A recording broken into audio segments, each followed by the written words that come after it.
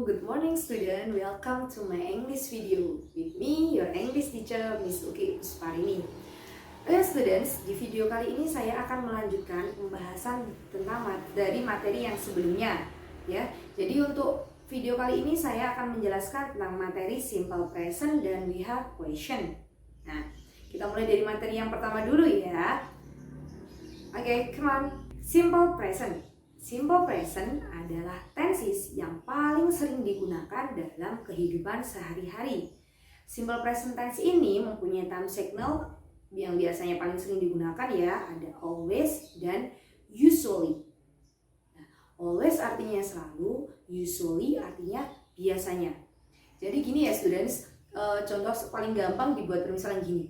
Jadi kalau ketika kalian ingin membuat sebuah kalimat atau kalian ingin membuat sebuah cerita yang menjelaskan tentang kejadian sehari-hari, kalian wajib menggunakan rumus simple present karena rumus ini menceritakan tentang kegiatan sehari-hari.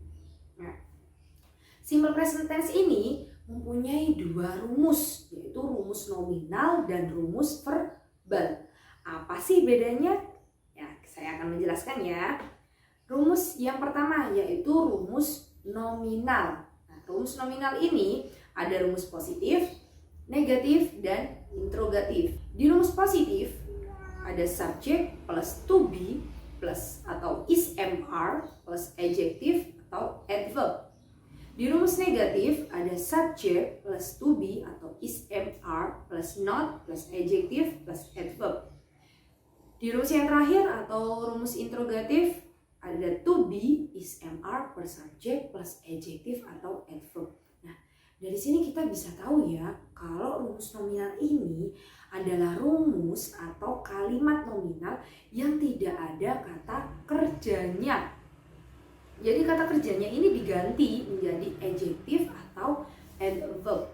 Nah, dan di rumus nominal ini juga kita pakai to be, is, am, atau are. Nah, to be is digunakan untuk subjek she, he, dan it. Sedangkan untuk to be are digunakan untuk subjek they, we, dan you. Untuk to be am digunakan untuk subjek I. Gimana? Paham dengan rumusnya? Atau masih bingung? Oke, untuk mempermudah lagi kita langsung membuat contoh kalimat ya. Contoh kalimat yang pertama gini. Dia sangat sabar. Nah, sabar itu kata sifat. Jadi sesuai ya kalau kita gunakan di rumus nominal. Dia sangat sabar. Nah, bahasa Inggrisnya dia yaitu he atau she. Nah, he atau she diikuti dengan to be. Berarti to be-nya apa? Is. Berarti dia sangat sabar. He is very patient. Dia sangat sabar. Jadi subject he plus to be is plus adjektif. Nah, itu untuk yang positif. Kalau diubah ke negatif gimana ya? Nah, sama saja, tinggal ditambahi not. Contohnya, dia tidak sabar. Berarti he is not very patient. Jadi not-nya diletakkan setelah to be. Jadi kalimat yang positif tadi tinggal ditambahi not. Setelah to be-nya, nanti dia berubah otomatis jadi negatif. Ya, he is not very patient. Bagaimana kalau diubah ke kalimat interrogatif ya, atau kalimat tanya? Nah, sama aja, tinggal not-nya dihilangkan dan to be-nya diletakkan ke awal kalimat. Jadinya, is he patient? Nah, is-nya dipindah ke depan, diikuti subjek dan diikuti adjektif. Jadinya is he patient, not-nya hilang ya. Sudah paham kan ya dengan rumus nominal ini? Oke, kita lanjut ke rumus yang kedua, yaitu rumus verbal. Nah, rumus verbal ini bedanya dengan nominal adalah kalau yang nominal tadi rumusnya itu nggak ada kata kerjanya sama sekali, jadi menggunakan adjektif atau adverb. Tapi kalau untuk yang rumus verbal ini dia menggunakan verb atau kata kerja dan verbnya wajib verb 1. Contohnya untuk rumus yang positif ya, subjek plus verb 1 plus s atau es plus objek. Nah, verbnya perlu tambahan s atau es, tapi itu hanya digunakan ketika subjeknya she, he, dan it. Ya. Selain subjek itu, verbnya tidak perlu tambahan s atau es. Ya. Untuk rumus yang negatif, ada subject plus do atau does plus not plus verbs 1 plus object. Nah, ada to be, do sama does. Nah, untuk to be, does itu digunakan ketika subjeknya she, he, dan it. Untuk to be, do digunakan ketika subjeknya they, we, I, dan you. Untuk rumus yang interrogatif tinggal diubah saja sama kayak rumus nominal tadi ya. Do atau does atau to be ya. Do atau does ini kan to be. To be diletakkan di awal plus subject plus verb 1 plus object. Ya. Contoh kalimatnya gini lah paling gampangnya. Dia pergi ke sekolah. Nah, dia bahasa Inggrisnya she atau he. Nah, dia pergi, berarti kan she pergi, go, she go. Nah, kita ingat-ingat lagi ya. Kalau subjeknya she, he, it, berarti kata kerjanya perlu tambahan s atau es. Berarti she goes to school. Dia pergi ke sekolah. Jadi kalau kalian cuma buat kalimatnya gini, she go to school, itu salah. Jadi go-nya perlu tambahan es. Untuk kalimat negatif, nah, she goes to school tadi diubah ke negatif. Jadi gini, berarti she itu menggunakan to be apa ya? Nah, she tadi menggunakan to be does. Berarti she does ditambahi not. Jadinya she does not go. Goes-nya tadi es-nya dihilangkan. Kenapa dihilangkan? Karena sudah ada to be does. Jadi tinggal she does not go to school. Dia tidak pergi ke sekolah. Untuk rumus interrogatif ya sama kayak tadi juga, seperti yang kalimat nominal tadi, not-nya dihilangkan dan to be-nya dipindah ke depan. Jadinya does she go to school? Does-nya diletakkan di depan, setelah itu diikuti subject dan plus verb. Verbnya juga nggak perlu s atau es karena sudah ada does. Nah, bagaimana kalau kalimatnya ini menggunakan subjek Dewi Ayu? Nah, coba ya, Misuki jelaskan sekarang. Cara paling gampangnya gini, mereka pergi ke sekolah. Nah, contoh yang paling gampang nih, mereka pergi ke sekolah. Berarti bahasa Inggrisnya mereka apa? They go to school. Kenapa go-nya tanpa es? Karena subjeknya they. Subjek they, we, are, you itu tidak perlu tambahan s atau es di bagian verb. Ya, jadi hanya they go to school untuk kalimat yang positif. Dan untuk kalimat yang negatif, tadi tinggal ditambahi aja. They-nya menggunakan to be apa ya? Nah, kita lihat tadi. They di sini menggunakan to be do. Dan ditambahi not. Jangan lupa karena ini kalimat negatif ya. Jadinya they do not go to school. Nah, untuk kalimat interrogatif bagaimana? Sama aja. Tinggal not-nya dihilangkan. To be-nya, to be do tadi dipindah ke awal kalimat. Jadinya do they go to school? Mudah kan? Mudah sekali. Nah, saya harap kalian bisa paham dan bisa mengerti ya students. Oke, ini adalah materi kita yang pertama, yaitu simple present. Nah, saya harap kalian paham.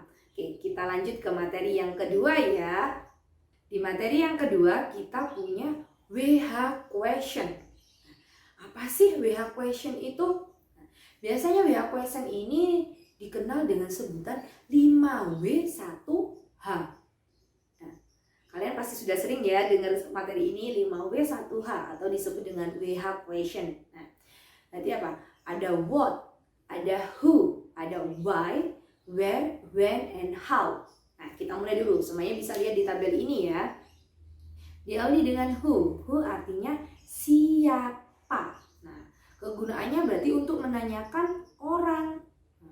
Karena tadi kita belajar tentang simple present, jadi di question word ini atau di WH question kita menggunakan rumus simple present ya, biar kita bisa langsung aplikasikan. Contoh kalimatnya nih, Miss Uki punya contoh. Siapa yang menyanyikan sebuah lagu? Nah, berarti tinggal aja kita buat di sini. Artinya siapa? Berarti who. Siapa yang? Nah, yangnya nggak perlu diartikan ya. Langsung aja ke kata kerjanya, menyanyikan sebuah lagu. Berarti who sing a song. Ya, sing artinya menyanyikan, a song berarti sebuah lagu. Jadi who sing a song, nah, itu artinya siapa yang menyanyikan sebuah lagu. Contoh yang kedua ada what. What artinya apa. Nah, what ini digunakan untuk menanyakan kata kerja atau menanyakan kegiatan yang dilakukan oleh si subjek. Nah, contohnya nih, apa yang dia kerjakan atau apa yang dia lakukan. Nah, apa bahasa Inggrisnya what. Yang ini nggak perlu diartikan ya, tinggal diganti dengan to be. Diingat-ingat tadi, kalau menggunakan subjek dia atau she, ya she atau he, berarti to be-nya does. Berarti what does she do? Nah, apa yang dia lakukan? Jadi does ini berasal dari subjek she. Subjek she menggunakan to be does. Jadi susunannya gini nih, rumusnya nih. WH question dulu, ya kata tanyanya, diikuti to be, diikuti verb, lalu selanjutnya. Nah, ya. Untuk yang ketiga, contoh yang ketiga nih, ada why, mengapa. Mengapa ini digunakan untuk menanyakan alasan. Nah, di sini ada contoh, mengapa kamu meninggalkanku? Nah, mengapa berarti tadi apa? Why. Kamu, mengapa kamu berarti why you. Nah, kurang ya, berarti harus ada to be apa nih? Nah, you berarti to be-nya apa tadi? Do, berarti why do you leave me? Nah, jangan lupa ya, setelah kata tanya diikuti dengan to be. To be-nya menyesuaikan si subjek. Karena Miss Uki menggunakan subjek you, berarti to be-nya do. Why do you leave me? Contoh berikutnya yaitu bagaimana atau how. How ini menanyakan cara. Ya, fungsinya untuk menanyakan cara. Contoh kalimatnya nih, bagaimana kamu bisa datang ke sini atau bagaimana kamu datang ke sini? Sama ya, kayak sebelumnya tadi. Kata tanyanya dulu how. How ini diikuti to be, do, karena subjeknya you. Berarti how do you come here? Nah, berikutnya ada contoh where, di mana. Nah, di mana ini digunakan untuk menanyakan tempat. Contoh kalimatnya nih, di mana dia menyembunyikan kucingku?